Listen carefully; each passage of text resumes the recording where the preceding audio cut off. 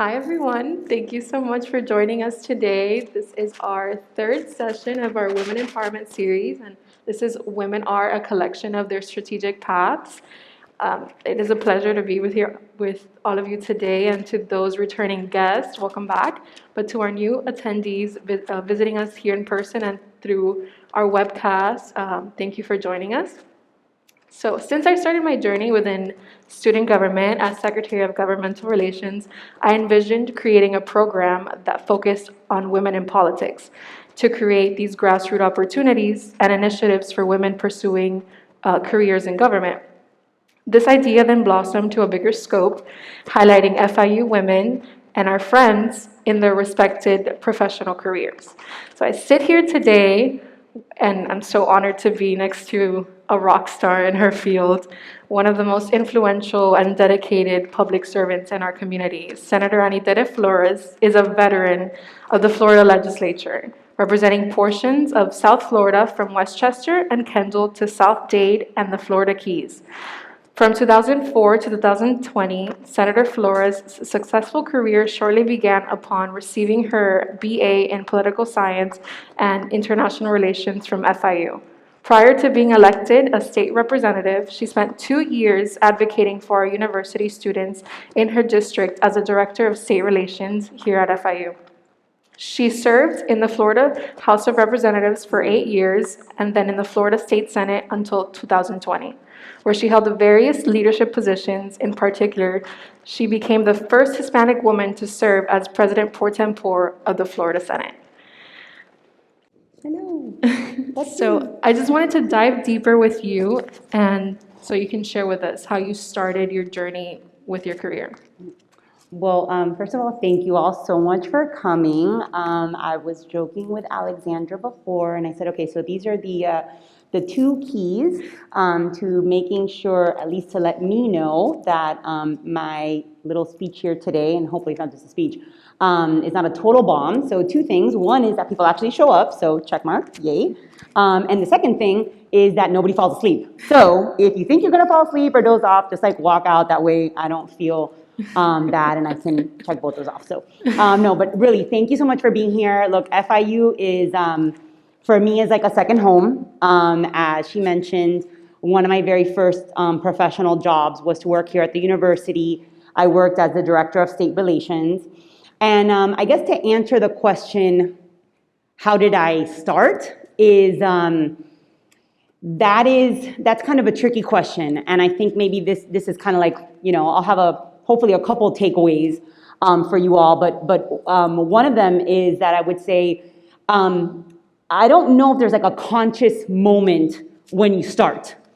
Just like honestly, I don't know if there's a conscious moment when you end, right? So like, how did I start on this journey? I mean, to be honest, I would say, I kind of grew up around public service. So while no one in my office, or nobody in my family rather, was elected or anything, I have, a mom, and I'm very close to my mom. I'm a, Cuban girl from Miami, so I'm very close to my mom. And in fact, like, I'll give you one of my little jokes now, which is not a joke because it's a true story, is I had a curfew my entire life until I got married. So I was a state representative and I had a curfew, true story. So don't any of you feel that your mom is overprotective, because my mom beats her. But this mom, who she is, like, she's very overprotective, but at the same time kind of helped me, grow my wings. She always talked to me about the importance of public service, whether it be, like cleaning, beach cleanups. We did some of those. We did graffiti paint outs, because outside of like the little neighborhood where we live, it was like perpetual had graffiti. So, we'd go out on Saturdays and have to paint over the graffiti ourselves until somebody else figured out that it was, it was their job, and we had one of our county commissioners do it. So anyways, I guess to answer that first question is that I don't know if it ever really started. I just know that I was always around a sense of noting the importance of giving back to a community. And I think that part of that maybe comes from, the ethnicity that I'm sure many of you have as well. If our parents or our grandparents came from somewhere else and then came to this country that has given us so many different opportunities, it was important for my mom to show us listen, you've been given a lot of blessings, so you have to give back some way as well. And so I kind of just always grew up around that. And then the second thing is that is I had, like from when I was very little, he would ask me like, what do you want to be when you grow up, right? And so quick, like spoiler alert, is it's okay if you don't know the answer to that question, but when you're little, you have an idea and you say something, right? I want to be a ballerina, I want to be an artist, I want to be whatever. And I would say, I want to I want to walk up and down the steps of the Capitol. My mom took me she'd always take me to vote, and we went to DC when I was an early age, and I had kind of forgotten that story. And years later, I got inducted into the House, and she was like, "Look, you see, you envisioned it, you worked hard for it, and here you are. You're like walking up and down the steps of the Capitol." So there you go. That's how you start, sort of. It was a full circle moment for you. It is a full circle moment. Do you want me to do you have like a bunch of questions for me, or do No, you we can base like it off. talk a little bit, Yeah, and then we'll have. Okay. Yeah, questions. whatever you want to do. I want you to share your life, your moments with us. Okay. Okay. Great. So then let me give you. I always say like this. So I'll first say this is the short version, but everyone that knows me knows that there is no short version. So instead of saying long story short, I say long story longer. But I will try and make this one short so that you guys can hopefully ask questions. So the beginning, if you will, was that, like I just kind of always grew up around it. And so was public service was something that was always in the back of my mind, right? And then I came to FIU, and I was and I still am a very organized, type A personality, very focused, and this is what I'm doing. And if I had to guess, I would imagine that many of the young women that are here are very similar. And so you know exactly what your life is going to be.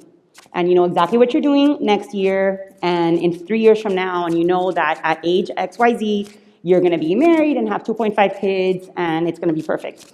And so that was me, and that was what I was going to do. And so my mom, so I did a double major, 2 minors, I think, or maybe 1 minor, but whatever. I did a double major, 2 minors, worked full time, 40 hours a week, always since the beginning of college, and I was going to graduate in 3 years. And one day, my mom, super protective mom, she sat me down and she was like, "What is your hurry? Where do you want?" "Oh, mommy, I need to graduate so I can do this." And she's like, "Have you ever thought about a study abroad?"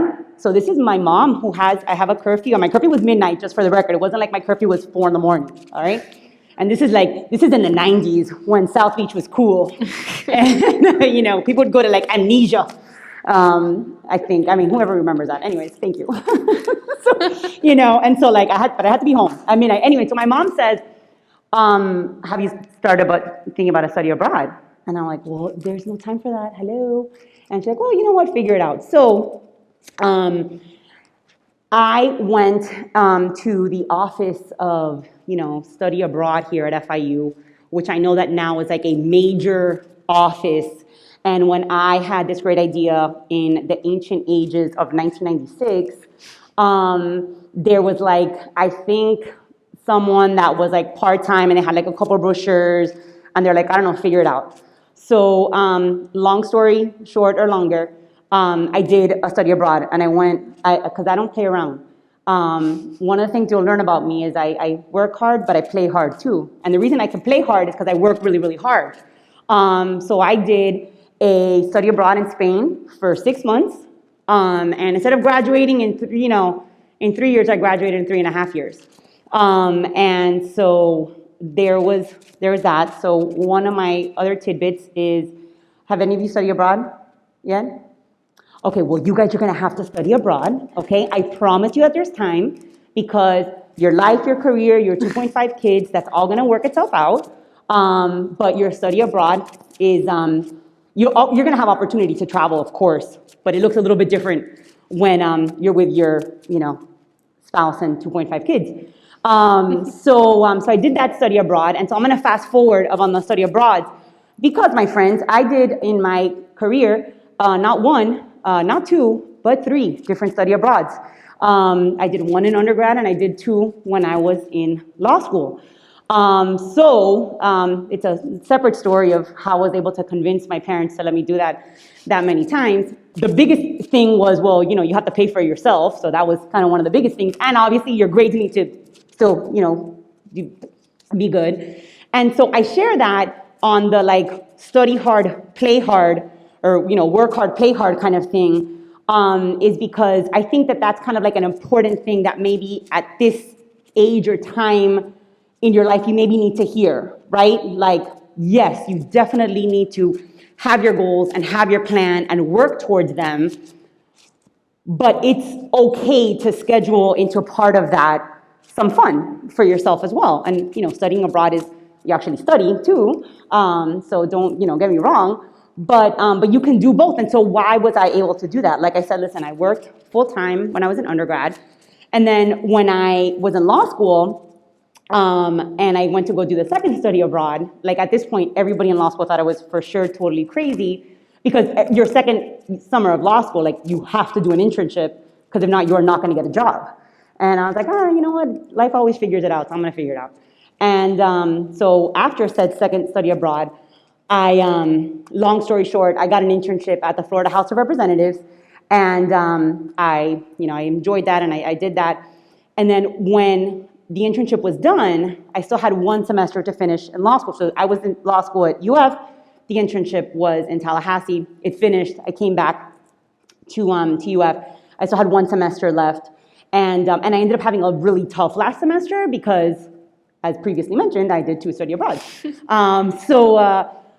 So like the first couple of days of law school, of my last semester, I get a phone call from one of my previous bosses of when I did this internship, and she's like, hey, we'd like to hire you as an attorney. And I was like, well, that's great, but obviously I still have 1 more semester left. And she's like, no, but like we really, really want to hire you like now. And I was like, I understand, and I'm quite grateful, but you're in Tallahassee and I'm in Gainesville. And she's like, look, figure it out. Could you do like 30 hours a week here? So I did do 3 study abroads, but my last semester of law school, I went to school in Gainesville on Mondays, drove to Tallahassee, worked there Tuesday, Wednesdays, and Thursdays, and drove back in time for class on Thursday night, on Friday, and on Saturday. So maybe it was crazy, I don't know, but it ended up working out. And I went to, Spain while I was at FIU. When I was at UF, I went to France, and then I went to England. So that's another one of the little lessons of schedule time for yourself and schedule some fun time, and you can do it. You can do it. You don't have to do it all, but you can do a lot. So okay, so back on track. I finished law school. I ended up keeping this job, so that worked out really well. Because then I graduated law school and I had a job, so that was good. And then one thing leads to another. And I was incredibly blessed that I was able to get this job here at FIU. It was one of those things that I wasn't actually looking for it, but the person who was there before had left. And my mom actually was at the right place at the right time. She was at a reception in Tallahassee, overheard somebody talking about how there had just been an opening as a director of governmental relations at FIU. And she was like, hey, you should apply for that. And I was like, well, okay, what's the worst they can, here's another little tidbit. Always ask. You know why you always ask? Because you know what's the worst thing that can happen? If someone tells you no. That's not a big deal. I'm going to tell you no. All right, well, then you're no worse off than you were before you asked, so it doesn't matter. So again, long story short, I applied and I ended up getting a job, which leads me to then, it's time, it's 2004 at this point, and the state representative who represented FIU, my state representative, the person with whom I am tasked to go and lobby constantly on FIU issues, decides it's a surprise to everybody, mostly myself, that he is not going to run for office anymore. And I was like, well, you can't do that. You cannot run because you're going to be appropriations chair next year, and that's when we're going to get the money for the law school at the time and our med school planning money. I'm like, so you can't leave? And he was like, well, I am, and I think you should run for office. And I was like, oh my gosh, don't be silly. That's a silly concept.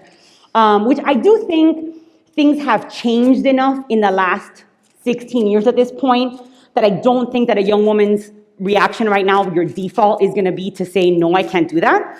So I do think that's like a major positive thing that's changed. But but women definitely are still have to be asked to run, whereas I think young men do not have to be asked to run because they just, woke up and they're awesome. And, they're like, of course I can do whatever. So sometimes we still do need to be asked. So at that time, he was like, no, I think you should run.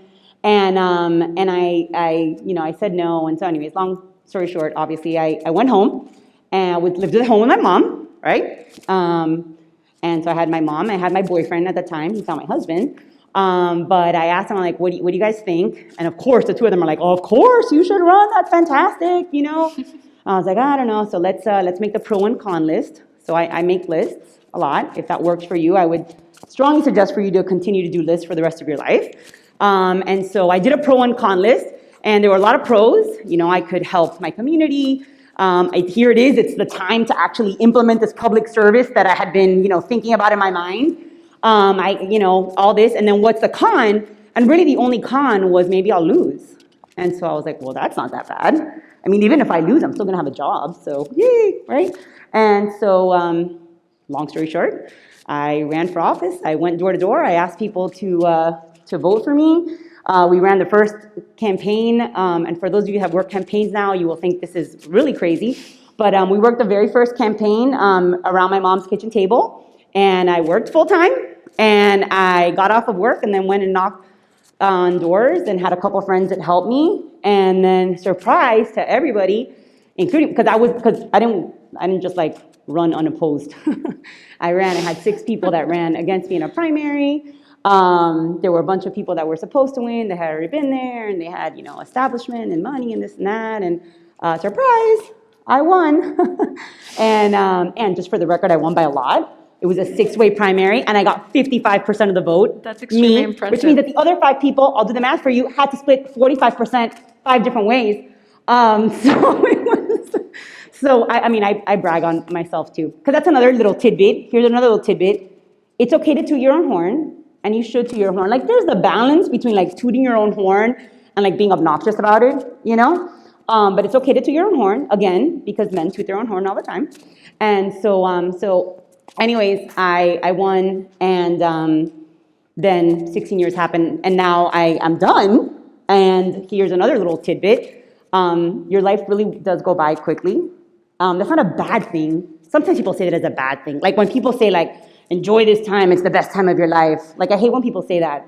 Because if this is the best time, whether it be this time or when you're older, young, whenever it is, if that's the best time, then like what's the rest of the time, right? So I don't like to think like that. So this is a good time. Being in school and being in college is an awesome time.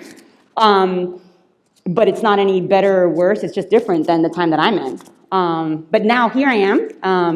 I'm 44 now, which when I was 20 years old like you guys, I was like, oh my gosh, what an old lady that is. And so, and it's not. I mean, I could actually be most of your mothers, which is so crazy. But here I am, I'm 44 and I'm, married and have 2 kids, and I've spent 16 years in the legislature. And now I'm done. And now I'm a little bit in a same situation where you are, which is like, all right, so what do I do next? What happens now? And it's I have some ideas and I have some visions and some things, but kind of like how maybe you all are thinking, like, where am I gonna do next? Am I gonna, where do I go to grad school? Do I get a job? Do I do this? I'm kind of in the same, situation of like, all right, well, let's see what is in the next chapter. And people ask me all the time, and I can't tell them I don't know. So I won't tell them that I don't know. I'll say I know exactly what I'm doing, but I don't actually know exactly what I'm doing.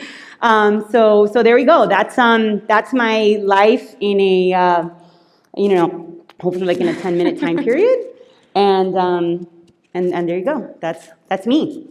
You have truly shown not only Florida and your community, but I want to say so many other people in our country what it is to be a woman in politics. And like you mentioned before, that it is a man's world.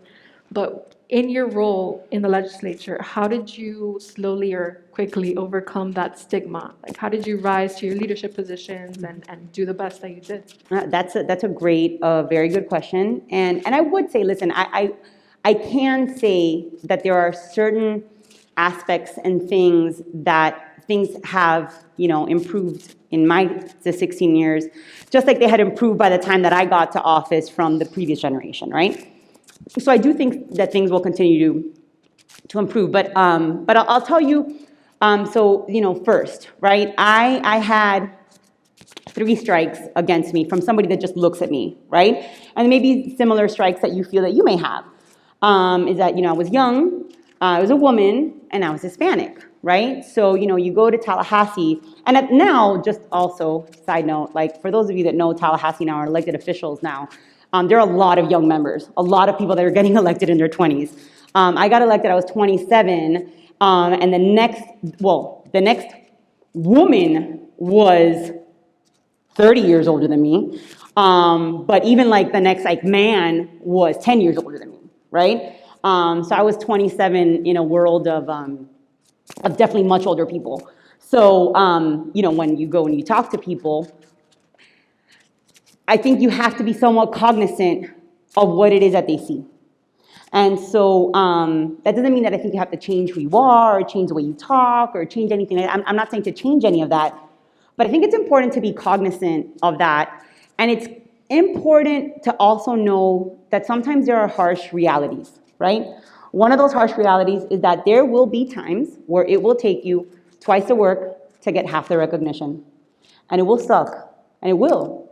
And you can react to it by, kicking and screaming and crying and then, saying, oh, the world's not fair. Or you can grow from that experience and say, okay, well, and how do you grow from that experience? Maybe you grow because you realize that the one person that you were talking to, okay, well, that's someone that I can't really work with anymore, and that's fine, I'll start to work with other people. But, you find a way to grow from that.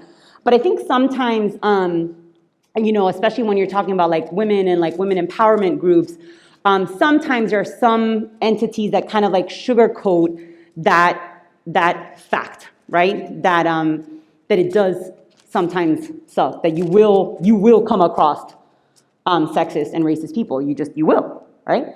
And so I think that to answer your question though specifically, I would say that I would put people into 3 buckets, and that's not for everything, but like on this, to specifically answer your question, right? How do you deal with the fact that you're a woman in a man's world, right? I would say so. Men in this equation, there are like three buckets, right? There's bucket 1, which are people that are just let's just call them, they're the bad guys, and they're the bad guys, and they're the sexist men that are just going to be sexist, and there's like nothing you can do about it, and that's just who they are, right?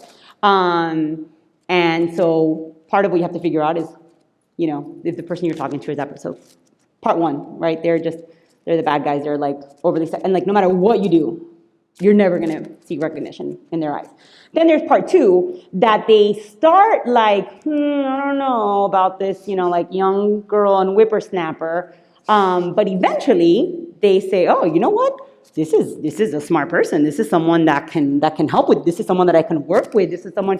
And then there's 3, like the unicorns, right? Of like there are a few men in this world that like they didn't get the memo that you're a girl and that you're different, and that's fantastic, right? So I will say that again over my career, and I think as time goes on, there's less and less men, and there can be women also that are in category 1.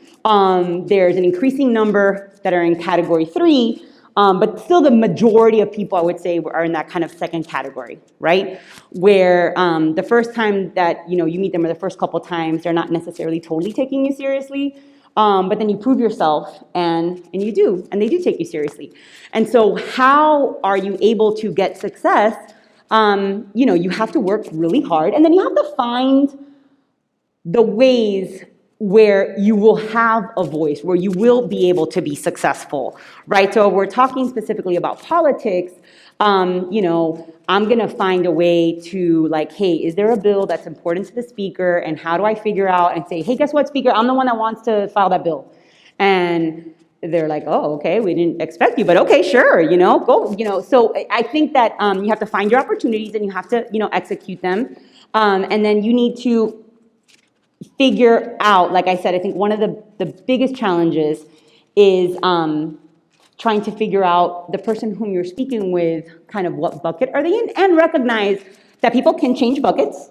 But I have been very blessed that many of the leaders that I've worked with in the legislature were in bucket 2 or 3, right? And I will tell you that after 16 years, and I got to be, president pro tem and the chairman of whatever, when the guys in bucket 1 would have to come and ask me for a favor to put a bill on the agenda, it was very fun to be like, oh no, sorry, can't do that. So Sorry. rewarding.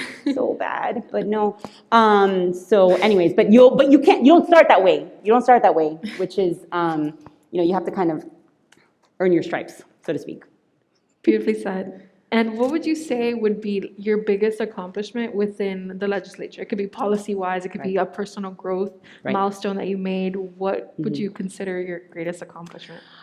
So it's hard to just, choose like 1 or 2 things, but I'll tell you what they are in a second. And I had to have I spent a lot of time thinking about that my last term because it was my last term, right? So I had to kind of figure out, okay, like when I leave here, are people going to actually say, oh, Anideta did a couple things, or they don't have to say Anideta did a couple things, but hey, these things happened, and maybe someone knows that it was me or not, but I know that they happened. So I'll give you one of my, first, before I tell you kind of what are some of the thoughts, one of my isms, right? I have a couple of Anideta isms. And so one of them is, you get into a leadership role, no matter what it is. And generally speaking, you get into said leadership role because, people ask you, why do you want to do it? And you say, well, because I want to change the world, or I want to change the community, right? And so I get elected to office, and of course that's what I want to do. I want to change the world. What do you want to do? You want to change FIU, right? You want to just do the whole thing, right? That's what you all want to do, right? And then maybe a couple of weeks or months set in, and you say, you know what? I can't actually change the whole world. I can't actually run everything as I want it. So what you realize over some time is that you may not change the whole world, but you do change the world for individuals. And so you have made a major impact because you have changed their world, right? And so I'll just do two quick policy things. And part of this just came because I had the opportunity. So one was the First Generation Matching Grant. And the First Generation Matching Grant, so this is a scholarship program that, I don't know if any of you are first-gen students, but I was the House sponsor, so I created that program when I was in the House. And actually, I'll tell you, one of the reasons why I had that opportunity was because Governor Jeb Bush was the governor at the time. I knew the governor because I had worked for him professionally prior to being elected, and he said that he had this idea to create a scholarship program specifically for people that are the first in their family, and he wanted a House sponsor. Who should it be? And I found that out, and so I went up to the governor's office, and I was like, pick me, I'll do it.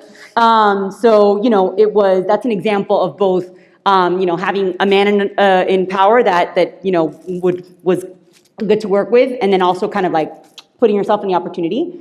And so the First Gen program is now incredibly successful. And when I gave my little farewell marks in the Senate, I did some research to find out how many people have benefited from it. And it's over 10,000, which is that's really impactful. And then the second one was one that I worked on a couple years ago, where we created a dedicated funding source to fund childhood cancer research, which is something that hadn't happened in any other part of the country, to have specifically for childhood cancer research. Actually, one of the most successful trials is being done here at FIU by Dr. Azam, and she's doing incredibly life-saving work. And the reason that I created that one, I knew some people, unfortunately, who had children who were in this, very, very sad situation. And then I got to be chair of healthcare appropriations.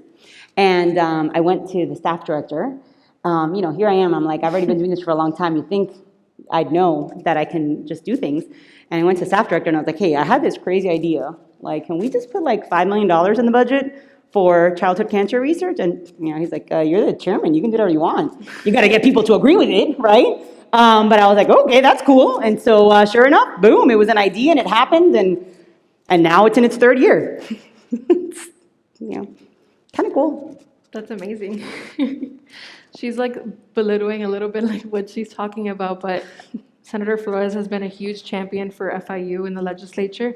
As an FIU alum, we were blessed and extremely lucky to have her, or have had her for 16 years in the legislature, helping us here at FIU. So Oh, thanks. I know I should here's another tidbit is you should know your audience. So I should have known my audience and I should have only talked about FIU things. But you guys will figure those out. You know, there's a couple buildings here and there well, that's why they have me. we help to fund. That's why they have me, and I brag about you and everything you've done for FIU. And on behalf of everyone in the student body, we really are grateful for the 16 years that you were in the legislature. Thank you. So now I want to open the floor up for all of you to ask us any questions, ask the senator any questions and specifically. And you can ask about whatever you want. I may not answer. I'm just kidding. I'll answer. But you can. Does everybody already have a question? Because sometimes people don't have questions. Oh, you have a question? Oh, there are microphones. Do you have to go to the microphone? Yes. Okay, you must go to the microphone to speak said question. That gets people so. Can someone go to the microphone? Can you just make up a question? No, if not, listen, I'll tell you, one of the questions that you get, when you go and talk to, younger kids is, number one question is, have you met the president? And the answer is, no, I have not met neither President Trump nor President Biden. I did meet President George W. Bush. I got to go to the White House for the Christmas party, which was super cool. And I may or may not have taken a couple of White House napkins, which I didn't, obviously, because I know this is being recorded and that would be a federal crime. So obviously I didn't do that. But I did go to the White House Christmas party. So my question is more about, work-life balance. How do you balance yourself, stay true to who you are, dealing with all the stressors, and kind of what was your personal development like through those 16 years with everything you've done? Yeah, no, so that's obviously a great question, and a million different books have been written, and there are seminars, and there are a million different people that will give you advice on how you find that balance. And so I'll just tell you a little bit about kind of what works for me. And what works for me today, especially today is vastly different than what worked for me at 20 and what worked for me in the past. So let me try and get 20-year-old me into me. But I'll give you 20-year-old me, but with a little bit of extra years of experience. And I am not, so balance, right? So balance in your mind, when you think of the word balance means that you take out a balance sheet, and so it's equal, right? And so I have a very good friend, Luli Balapogi, who is actually also a Phi Sig. And she has written a book and does several seminars, so I steal her line all the time, and I tell her, she wrote a book and does seminars that says balance is BS. But she doesn't say BS, she actually says the whole word. And I tell her this all the time, I take it to heart, because balance in the sense of 50-50 is not realistic, right? There are days where it's 50-50, and then there are days when I'm 100% mom and 0% senator. There are days when I'm 100% senator and 0% mom. There are days when my husband does 100% of the dishes, and there are days when I do 100% of the dishes. I'm sure it's preferred when he does 100%. There's and listen, and then there's times when you as you grow and you're able to have a little bit more financial flexibility, that one day you realize, you know what, I get paid more by the hour at work than what I could pay a cleaning lady. And so, I'm going to pay someone to clean my toilets because it's really expensive when I have to be cleaning my toilets because, my hourly rate's a lot more expensive. But you guys aren't there yet. Maybe you are. If you are, that's fantastic. So I think I hope that as we continue, in life, we stop asking about the word balance. And that, especially now during COVID, is everybody wants to, work-life balance and life balance. And it's just, the balance, it's more like a seesaw, right? And so what are things that helped me, right? You have to know yourself. So I know that I'm someone that I need, I crave structure and organization and planning. And so that works for me. So it works for me to do, my lists and write down my to-do lists. I also recognize that one cannot be married and glued to your to-do lists and your schedule, because then you miss out on some opportunities. It just happened to me today, actually. Someone was like, oh, let's go on Sunday to the beach. And I was like, oh, no, I can't, because on Sunday we're doing X, Y, Z. And my friend was like, you don't have to do it on Sunday, do it another day. And I was like, oh, okay, you're right. So you need to have a little bit of flexibility as well. But you have to know what works for you, right? So what works for me is organization, schedules, be okay if sometimes like things are a little bit different. And then I would say two things that sometimes it's hard for us to do as type A personalities, as young women, is that it's okay to ask for help and it's okay to say no. And that's hard. Let me first give you, listen, 20-year-old me and 20-year-old you maybe can't afford to say no as much as 44-year-old me, right? Getting back to like the work hard, play hard thing, right? You are at a time now where you do have to do more, or you should do more. The more you do now, the less you have to do later. But it's okay to say no to things. And it's okay to ask people for help, your parents for help, your boyfriend or girlfriend for help, your teacher for help. It's okay to do that. We don't always do that, and it's okay to do that.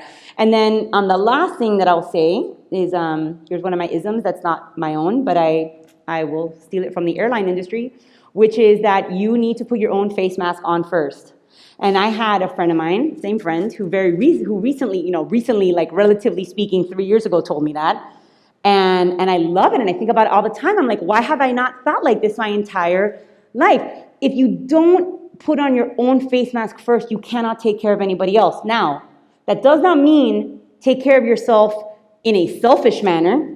It doesn't mean that, because, I think we live in a bit of a society of like, you do you, and, do whatever. And you can, but like relajo con orden kind of thing. Like, does everyone understand? You have to be like, you still need to accomplish your goals, right? So it's not like, I don't mean like the you do you thing, although you can do that too, but it's more like the figure out something that's important to you that you do on a regular basis, right? When I was 20, I used to say that was getting your nails done. But now professionally I realize getting your nails done is a quick girl thing only. Getting your nails done is not a personal thing, okay? It is a professional thing that one must do in life, okay? So that doesn't count as you time.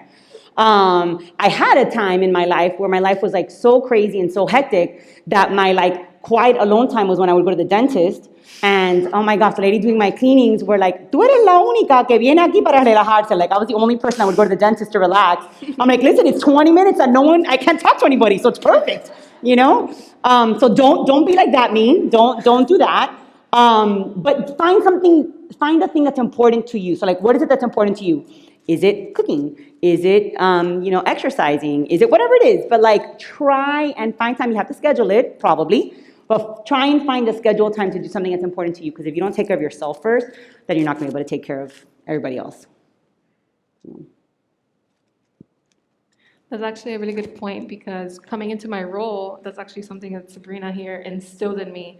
For her time was going to church, and that was like her religious experience and something that she fit in her schedule. And she told me, coming into your role, you're going to need to find that because it will get hectic. And I did. I made the time for it. I put it in my schedule. Like if anybody checks my Outlook schedule, there's like that time that says not available. Yeah, that's like my me time.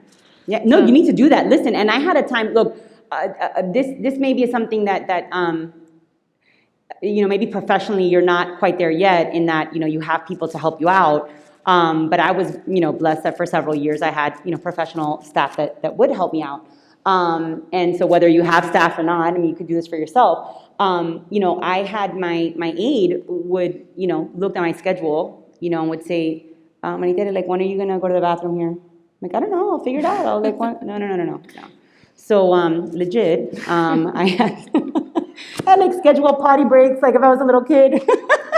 And then like towards my later on time in the legislature, I had scheduled lunchtime where I would actually, have to sit and eat. And look, and then there's days that you can't do that, right? I mean, there's days obviously that, you just work through and you go through and that's fine. But if it's 5 o'clock in the afternoon and you haven't gone to the bathroom all day, that is not very good for you, nor healthy, nor mentally, nor anything, and you get to be very crabby. So go to the bathroom. If you take anything out of today, go to the bathroom. Go to the bathroom. That's, there you go. Just, wash your hands afterwards for at least 20 seconds. This is very important. Listen, I was saying, sharing earlier that I think COVID has been at a time where there have been, obviously a lot of negative things that have occurred. But there have been, at least for myself, and I hope for many of you, it's been an opportunity to reflect and been an opportunity to, figure out what are the things that you want to do and things that you don't want to do. So I have two boys. They're now 12 and 9. And listen, for, how do you do it all? Right? Which is another one of my isms, which is not my own. It's from Nike, which is you just do it, right? You just do.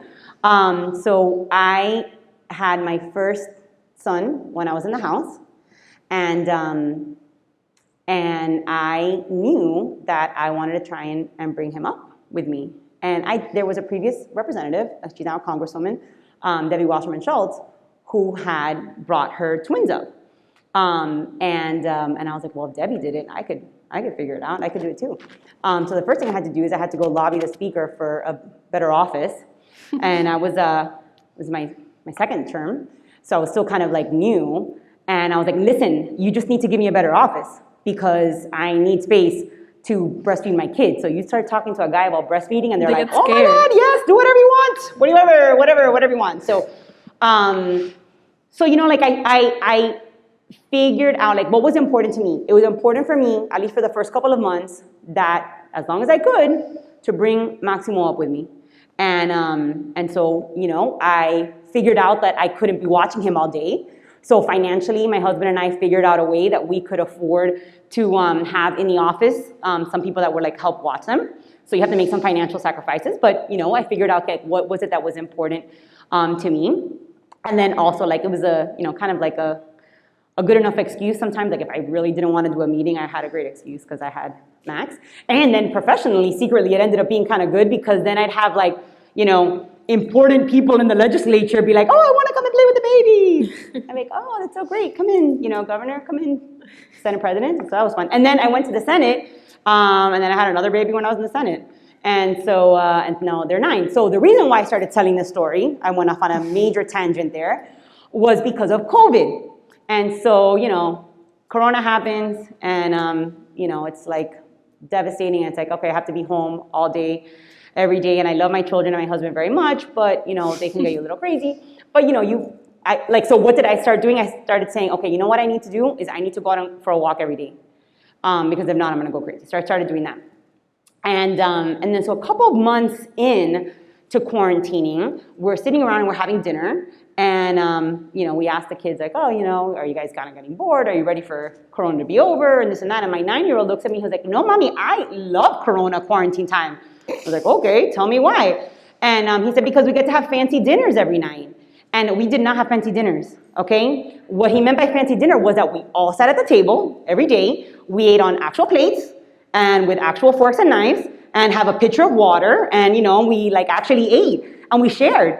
And so that's kind of been one of our continuing resolutions is that, we need to do fancy dinners at least 3 times a week. And so far we've been able to do it. So, yeah. Oh, my thing fell off. This thing is, here it is. Here it is, okay. Okay, so let's see, guys, other questions. Yes. Another question I get, okay, because none of you guys are gonna ask me this question, is what famous people do I know, right? And generally, people always wanna know, do I know Jennifer Lopez? And the answer is no, I do not know Jennifer Lopez, unfortunately. I do know Pitbull, but I'll tell you that story later. All right. So this semester, I got chosen to be the New York Times brand ambassador for FIU, which essentially means that I'm the bridge between the two organizations. And something I find myself struggling with all the time is to get people to take me seriously, because I feel like people look at me and they might assume that I'm young, or they might not even sometimes believe that I'm in this position. So a question I have for you is, how do you get people to take you seriously, both professionally and personally? Okay, so you are working for the New York Times while you're here.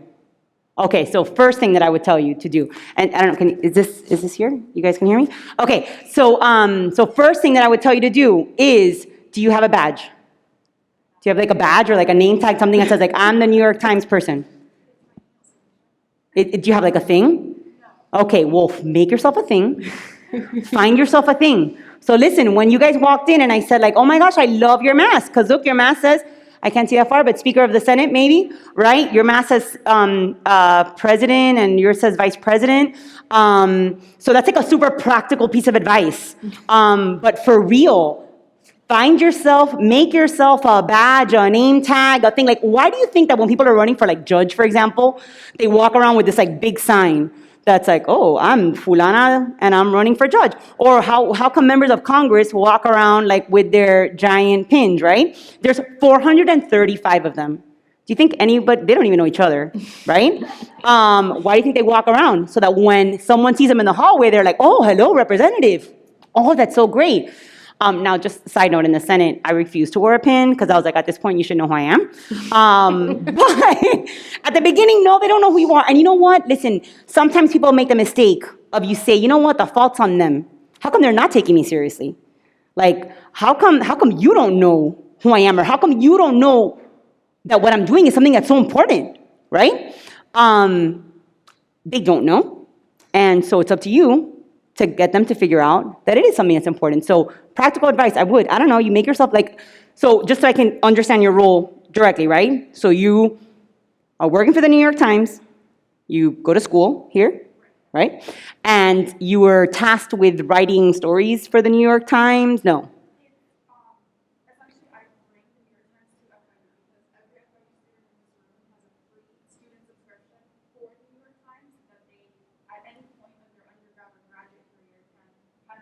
Okay, great. So here you go. How many of you know that you have a free subscription to the New York Times? Okay, great. One person, okay? Two people. Now everybody else knows.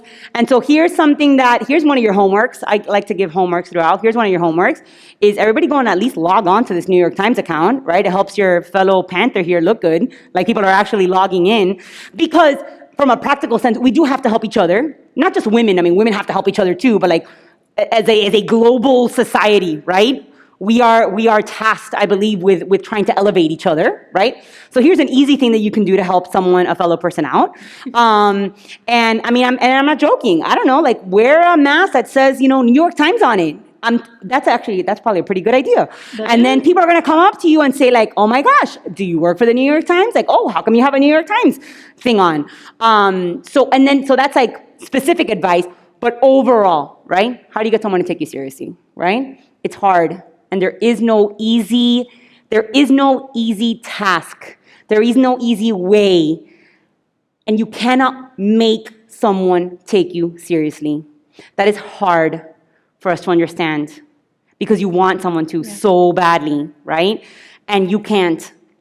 And they're either going to take you seriously because you have proven outcomes, you have proven actions, you have executed the deliverables that you were asked to do.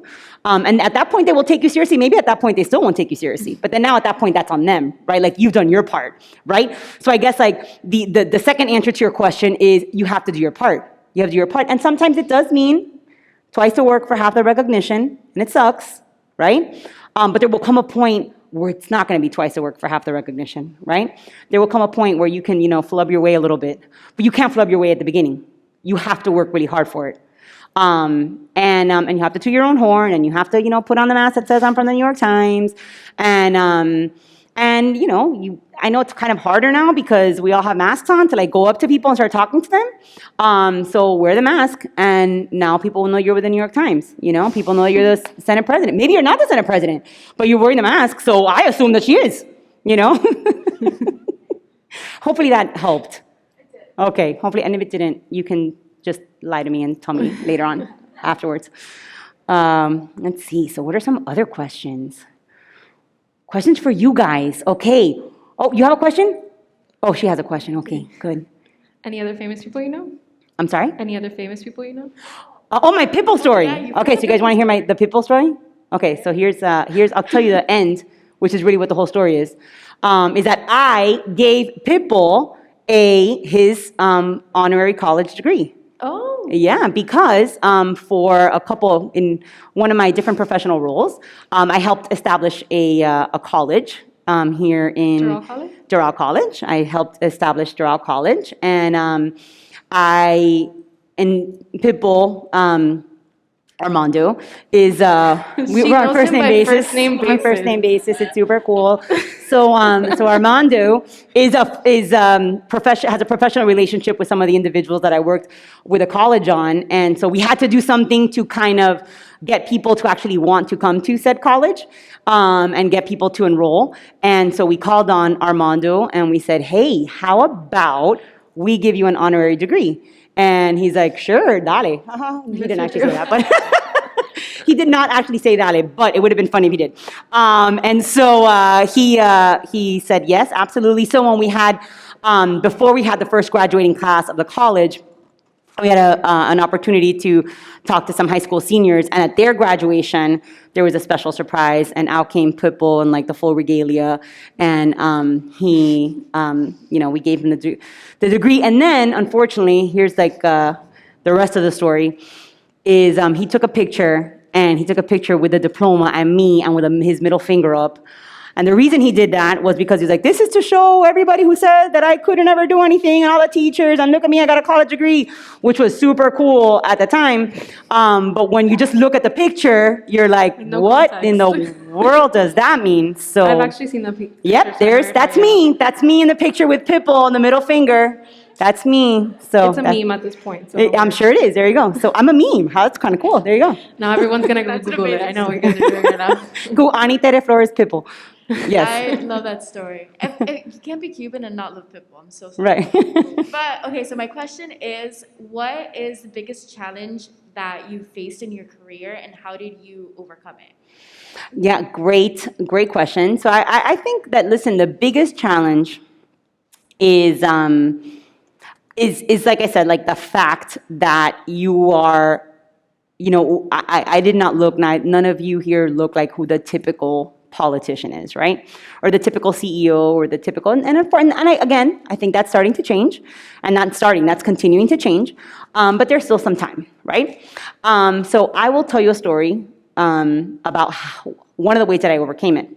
And so one of the ways that I overcame it, so I can tell you like a million stories of like, you work hard and you get a bill passed, et cetera. When I get into the Senate, my first term in the Senate, I was asked by the president of the Senate, so I was a freshman, and in the Senate, I mean, imagine much like kind of everywhere, like seniority matters, and, people who've been around longer get the better committees and that kind of thing. So I wasn't expecting a whole lot. But he called me and he asked me if I would consider doing two things. Number one is what I consider chairing the Judiciary Committee, which is like a big deal. And I was like, yeah, of course. And he said, number two, would you be on my leadership team, right? There's like actually like a little team of people, kind of like a cabinet, I guess. And you sit around a table and I was like, absolutely, yes. And he was like, all right, so I'm glad he said yes. Here are the two things that come with that. One is for judiciary, I want you to try and solve our state's immigration problem. Now, this was in 2010, and just to kind of put like quick historical context, is in 2010, Arizona had just passed a very controversial immigration bill. Rick Scott had just gotten elected. He had gotten elected on the premise of wanting to implement a similar type bill in Florida, and we're the Republican majority, and so, hey, Ani Tere, you got to kind of figure it out. And I was like, okay. So and there are a million stories of my time as judiciary chair. But I will tell you that I know that he put me there to succeed, but everyone else was convinced that I was put there to fail.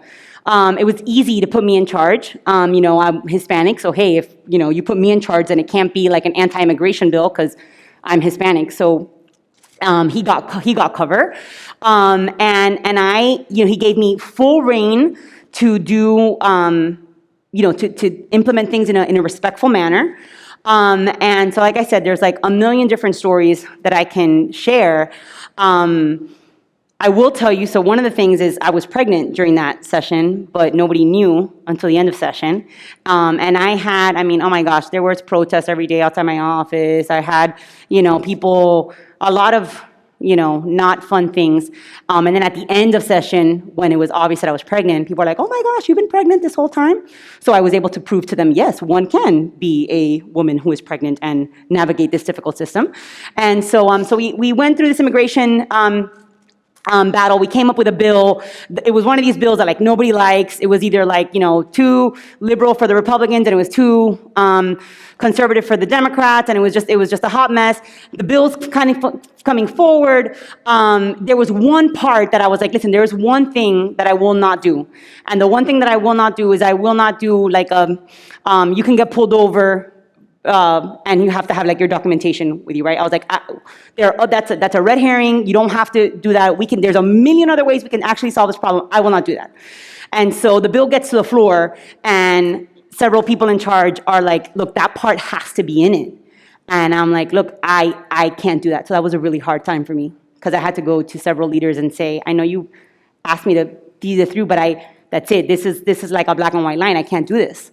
And so, anyways, the bill came to the floor and it ended up not passing for other reasons, which was kind of minor vindication on my part. But it was hard because I had to tell people in charge, I can't, even though you've given me this incredible opportunity and this wonderful, this great role, which I do believe set me on a direct path to earn the respect that I needed, to have people tell me, like, wow, that you navigated this, to earn, either respect or notoriety, depending on how you look at it in the media, I had to say no. So it was hard, but it ended up, it all kind of ended up working out at the end. And then my second thing was, I told you he asked me to be part of like the leadership team. And so look, I mean, the people that are on this leadership team are all men, and they're all white, Anglo, and they're all over. I mean, the Senate president was the youngest, and he was probably 45, right? So everybody else is like over 60, right? And they're all very wealthy. So fast forward, there's another bill that is coming up during session, and one of these guys that are in the leadership team, he wanted to pass a bill that said that you cannot be in, if you are an elected official, you can't have a public job, right? So you can't work at a state university or a local government or whatever. And I don't know, like, listen, that's kind of one of those ideas, without getting into the policy, I'm like, look, that sounds really good, but the practice, like, why? For me, I was like, I was able to work at a state university and be in the House. I didn't at the time, but like, and so, everyone's going around the table and all the guys are like, oh my God, yeah, that's the best, that's great, it's, you're right, we have to get rid of, whatever, nepotism or, the swamp and everybody, and, people are just, making themselves rich off of the public dollars and, and so they came to me and they're all like, they're like, this is the best idea. So they come to me and they're like, so what do you think? And, I thought, because I had to make a decision at that point, like, do I just tell them, like, what they want to hear? Or do I tell them what I really think? And so I took a total risk, which ended up working out fine. And I said, listen, here's my thoughts, gentlemen, is I understand where you're coming from. So, you have to show respect to the person that's, on the opposite side, right? Don't just say, oh, that sucks, right? You say, I understand where you're coming from. I understand why you think the optics of this might look very good. But here's the practical problem that I feel that you come from that is that if we as legislators start saying, well, certain group of individuals cannot be public servants, whether they be a city manager or a teacher or I worked at a state university, then you start to find yourself in a position that you start to limit the number of people that will get into public service. And so listen, we're a citizen legislature. We all have to have a job on the other side. So if we start to limit, what's going to happen is that our legislature just going to be, and so is my famous line, I said it's just going to look like we're just a bunch of old white guys, old rich white guys that are at the table. And so at first, I mean, like, it was like a literal, like, you could hear a pin drop. And then the Senate president thankfully was like, ha ha ha, listen to that, look at that. She just made fun of all you guys because you're all old rich white guys. And and I will tell you from that conversation, one of the people that was in there went on to become a Senate president, and he did not care for me very much, and it was very obvious. And so I didn't work out with me and that guy. But one of the other people turned out to also then be a future Senate president, and it worked out really well for me and that person because he went on to become a leader and was very generous with his time. So you have to take risks and sometimes say things that are not popular, and you can disagree without being disagreeable. That's an important takeaway for life, I think, nowadays too. Thank you. So before we close off, I want to ask you guys an interactive question. So with the papers that the notepads that we gave you, I wanted all of us to do it together. Okay. So this goes for you too. Okay. So I want everyone to list 3 things on your professional bucket list and 3 things on your personal bucket list. Ooh, that's a lot. And then if you would like to share what each of them means to you, please do.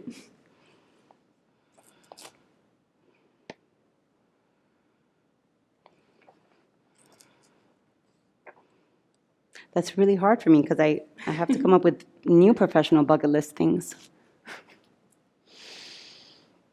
Well, like you said, you're starting a new chapter in your life. I And know. what's- I have a tough time with being quiet, which is another quick little tidbit. It's okay. That's something that as Hispanic women we have to work on, is that it's okay to be silent sometimes. So I'm going to be silent until you tell me to talk. No, I don't want to tell you to talk. No. Listen, I'm going to be silent until you tell us when it's time to talk again. Oh, God. In silence is when people will end up telling you the truth. So let the other person talk first. Now I'm really going to be quiet.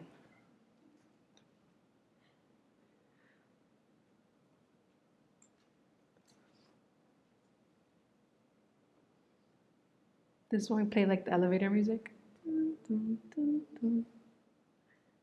I can share one of my professional bucket list items, and that's to work in the White House after I graduate. I still don't know if I'm going to grad school, if I'm going to law school, but whatever that may look like, I would love to live in DC and work in the White House. That's like one of the ultimate goals, and then eventually reach the big room, be president of the United States. And Sabrina and I always talk about it. She'll be president and I'll be VP, and then it'll be my turn and I'll be president, and then I'll find myself a VP. And then a personal goal of mine, I would say to learn to manage my time better. I know that seems like so cliche, like everyone wants to learn how to manage their time better, but I am the worst at managing my time. Like I get late to everything, and it's really embarrassing sometimes. So that's a personal goal I want to accomplish. Yes, I feel like a teacher. Okay, I'm allowed to talk now. No, so listen, first of all, none of you are bad at anything, okay? This is a very important thing, okay? I mean, some of you are bad at stuff. It's okay. I'm bad at a bunch of stuff, okay? But this is an important thing that women do that men generally do not, okay? We publicly admit to the things that are not our strengths. And someone, unfortunately, will use that against you. So do not say that anymore. Look, see, now I'm talking like mom talk. Okay, in the legislature, people always joke, they're like, oh, careful, Anita is taking out the finger. That means, and it was this finger, not the other one. It's like, it's mom talk coming out, because I would tell like my colleagues, like, listen to me. Okay, so I will tell you this, listen to me. Do not anymore say, oh my gosh, I'm so bad at time management and I'm always, if you are, that's okay. And you can tell your close friends, right? But know that in this world, unfortunately, a lot of times anything that you say can and will be used against you, okay? So you know that this is a challenge, so you figure out a way to overcome it. I will tell you the reason that you are late to things is because you are a busy person. Why are you a busy person? Because people give you things to do. Why do you give, if you want to get something done, you give it to a busy person because they know how to figure it out, right? You know who is not late to things? People that have nothing going on. So it doesn't mean that you have to be on time to everything, but you can figure out a balance. Here's my word that I said I didn't like, about what are sometimes things that you can be late to and things that you're not. But do not say anymore, I'm not good at blah, blah, blah. Do not say that anymore, because that is something that we do all the time. And I still do it all the time too. In fact, I always say, like, listen, seriously, like, I think I give fairly decent speeches and fairly decent advice. If I would listen to my own advice, whoo, goodness, I'd probably be the president. So don't say that. But you do have to envision, okay, what is it that you want to do? Okay, I want to work at the White House. Okay, what are the tangible steps that I am going to be taking now in order to reach that goal? And maybe as you take those tangible steps, you realize that's not exactly what I want to do. In fact, I got another story. Here's my law school story. Here's my Anita is going to drop out of law school story. All right? Okay. So, I graduated college, I'm like, listen, we're all achievers here. So I had, done well academically, go to law school, doing really well. But I hated it because here I was in law school. This is what I want to do my entire life. I want to be a lawyer. Like, at this point, I had abandoned these capital thing. And I was like, I want to be a lawyer. I want to be a lawyer. I want to be a corporate America. And I want to be an attorney for a company for international relations and be an in-house attorney for a major corporation. And this is what I want to do. So I go to law school and I finish my first year of law school and I graduate in the top 10%. Right? And I start my second year of law school, but I hate it. Oh my God, it was so boring. For those of you who are going to go to law school, I think that you should go to law school, but understand that at least, a lifetime ago, maybe things have gotten more interactive, but it's a lot of reading and writing, and it's boring, and it's a lot of quietness.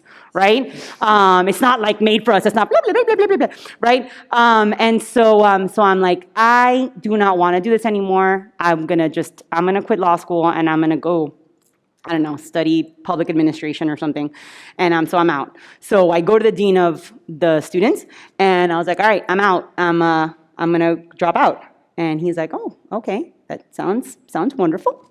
Someone said that they worked in the law school, right? Didn't someone say? Someone was, or maybe some of you, are any of you in law school? Okay. Well, I will tell you, this will happen to you if you ever go to law school. This will happen to you. I found this out later on, that said dean of students recognized my dismay, because this happens often. I didn't know that at the time, but I was like, listen, buddy, I'm dropping out of law school. And he's like, okay, all right. You're doing well. Why do you want to drop out of law school? It's not what I want to do. He's like, no, okay. All right, listen, here's what you're going to do. Spend a week and think about it. And I was like, well, I don't know why I would spend a week thinking about it. I already know what I'm doing, and you're not going to tell me what to do. I'm going to drop out of law school in a week. And he's like, all right, that's fine. Come back in. But a week from now, you still want to drop out of law school, you can drop out. I was like, all right, perfect. Who does this guy think he is? Of course I'm going to drop out. I'm not like dropping out, but I'm like, I'm going to go do something else. And so coincidentally, that week, I had to go up to the office of, what's it called? There's a name, like when you find jobs, where's the name of that office? It's like a career services, right? If you had not visited career services, you should go visit career services. There's like a plethora of who knew all the things that were in career services. I had to go to career services, not because I had an appointment, but because I had to turn in a paper. So I go to turn in a paper, and what do I see on a bulletin board but this paper that said legislative internships available at Florida State in the House of Representatives.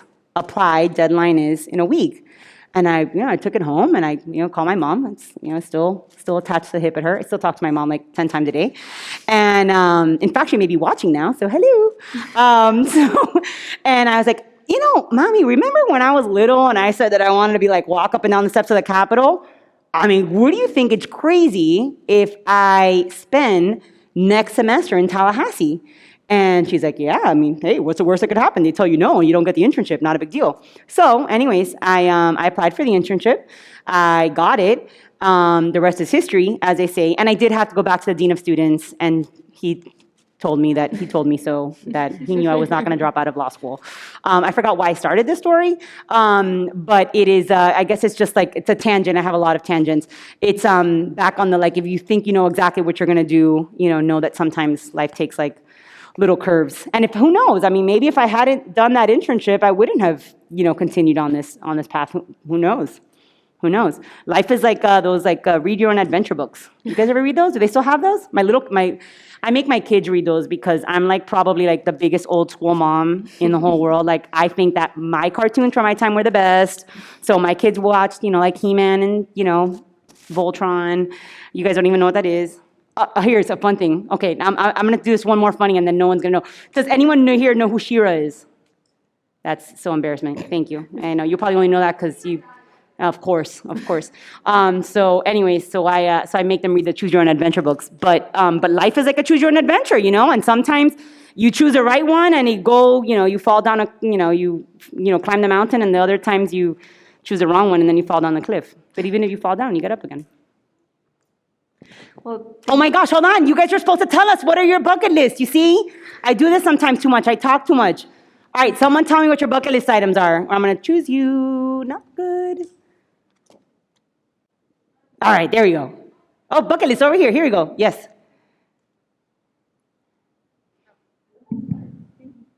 Do we do the 3 or just 1?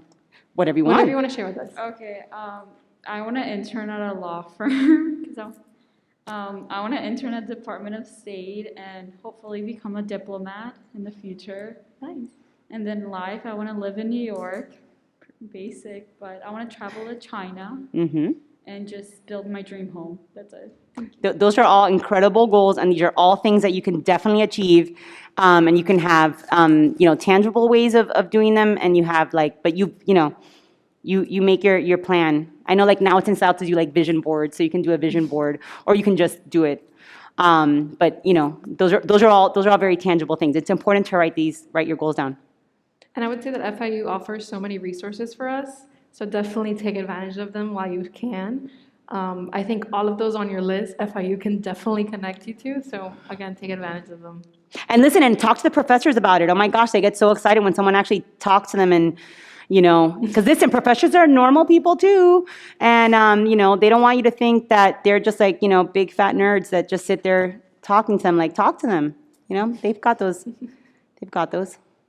Do you want to share too? Mine's oh wow, I'm too close.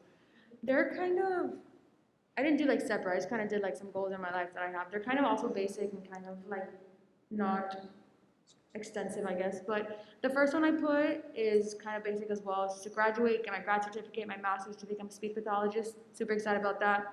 Another one I have is a personal goal. It's to be fluent in American Sign Language. I took a class and I love it, but I'm still not super good at it. So I'm working on that. I want to travel the world, like she said. I want to go to Spain, study abroad, maybe. We'll see. And also, this one's really cheesy, because I'm a corny and cheesy person, but just to be happy and be an impactful person in life, that's just one of my goals. But yeah, those are just the ones I wrote down. That's very good. Thank you for sharing. I think that one of the things that I've worked on myself is, again, something that a lot of people it's in to talk about now, but I had a tough time doing, which was to be present. You have, to be present at the moment. And, I'm still not perfect at it, but I found myself, and it was because my kids called me out on it, that I was Mommy, you're always on your phone. And it was because I thought that the world could not revolve if I am not involved in every decision that's being done 24/7. And I realized the world will go on without you. But, when you have your kid tell you, Mommy, you can't be on the phone all the time, it's impactful. So, I'm not perfect at it, but, you try and you keep definitely the phone away during dinner time. I put myself on screen time, and I override it all the time. But it comes out, and I'm oh, you know what? I have spent too much time on Twitter and Instagram today, and so I must not do it anymore. So I think that's important. For me, one of the ways that I found myself being happier is actually being present in the moment, being present and aware of the things that are going on. So listen, my professional bucket list, you've made me think, because I'm not 100% sure. I think one of the things that I would love to do, and so I have to figure out how to do it, so now you guys can help me, keep me accountable, is I like to talk and to share, as you all have seen, and so if I could figure out a way to monetize that and get somebody Like, not that I want to get paid for doing this, what I'm doing here, of course not, for those of you who are watching or here.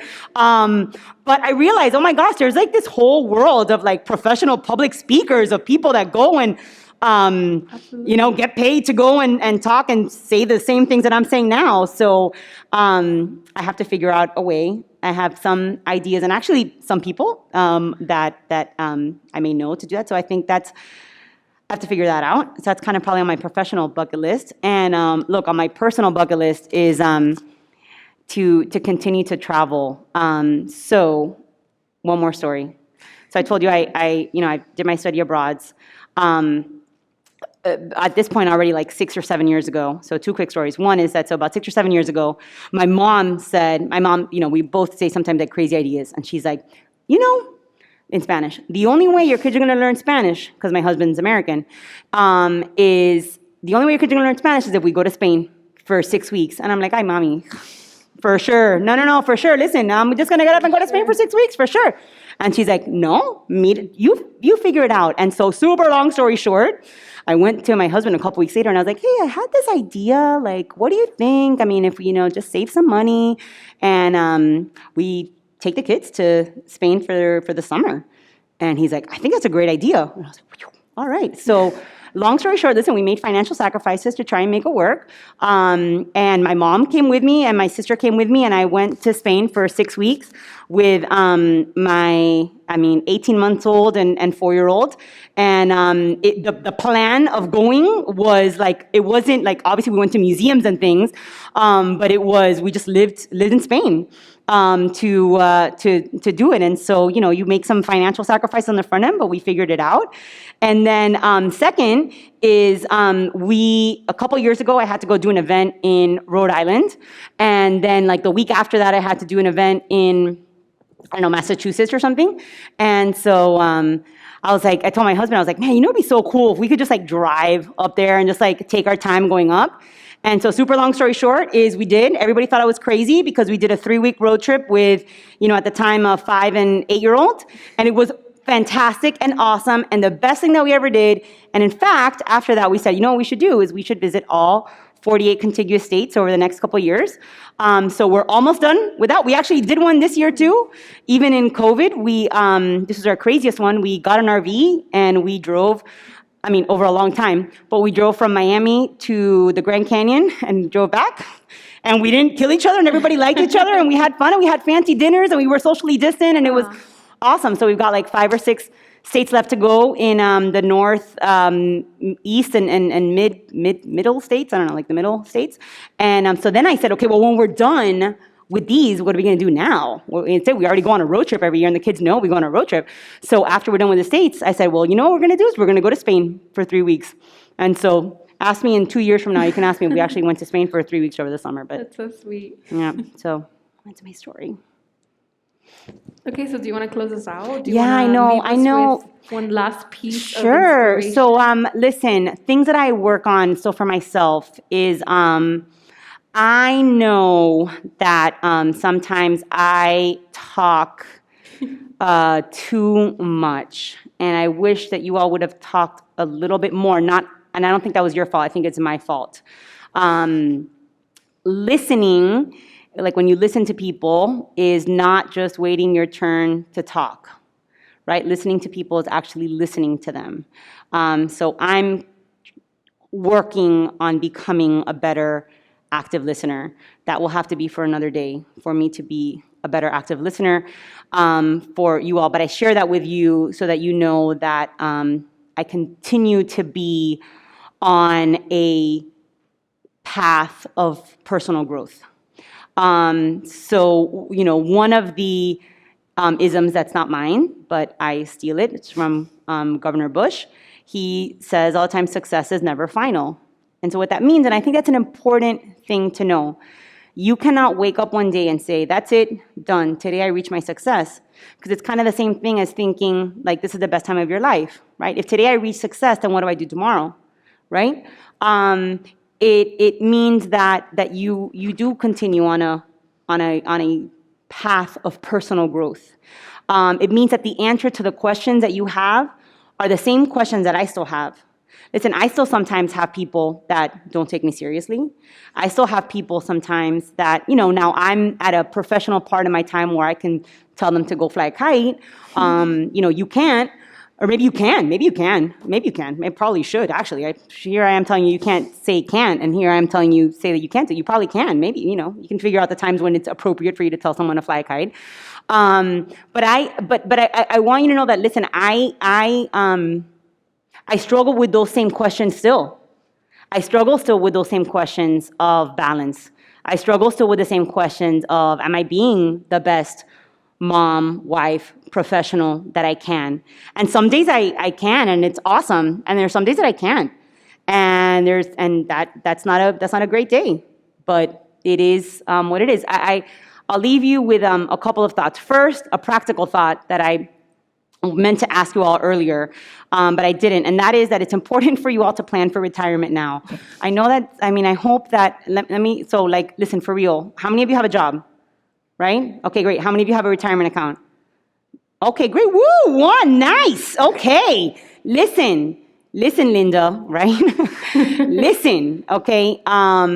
Go to your boss and ask them about the retirement plan. If they don't have one, that's fine. You can find a financial advisor that can help you create a little nest egg. Your boss doesn't have to put money in.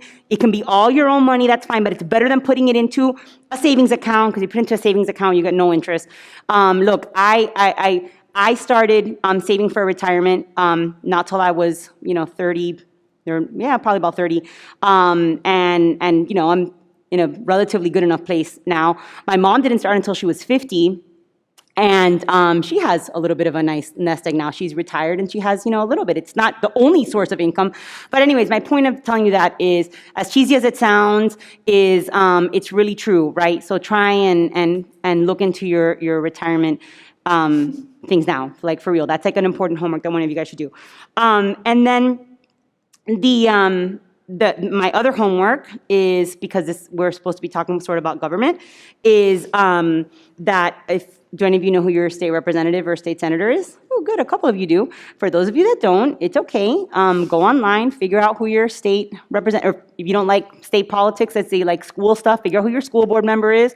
Find an elected official who represents you, and make an appointment to talk to that person and share with them an issue that is important to you. It will help you get to know the person. It will help you feel more confident because you did it.